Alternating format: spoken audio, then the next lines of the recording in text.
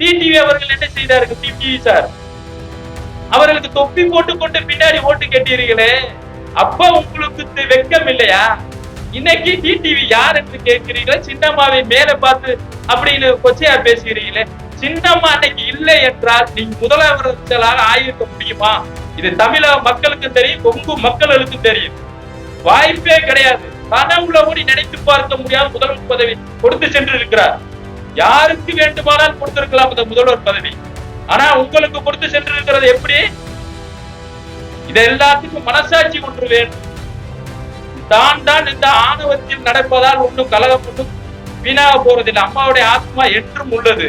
தொண்டர்கள் நாங்கள் இருக்கிறோம். தொண்டர்கள்லாம் என்ன சும்மா ஏதோ ஒண்ணு தெரியாத முட்டாள் என்று நினைத்தீர்களா? அதிமுக அதிமுக கட்சினாலே கெத்துங்க.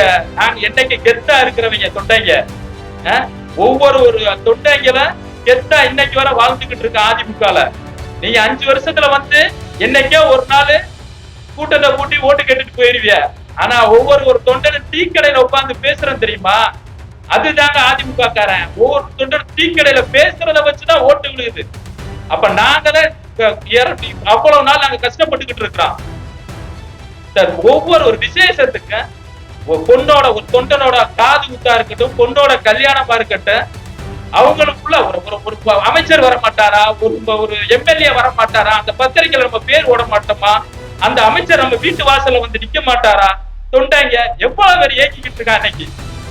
அந்த ஏக்கம் நீங்க உங்களால வர முடிஞ்ச அடுத்த இதுல எலெக்ஷன்ல வர முடிஞ்ச நம்மளால ஆளுங்கட்சியா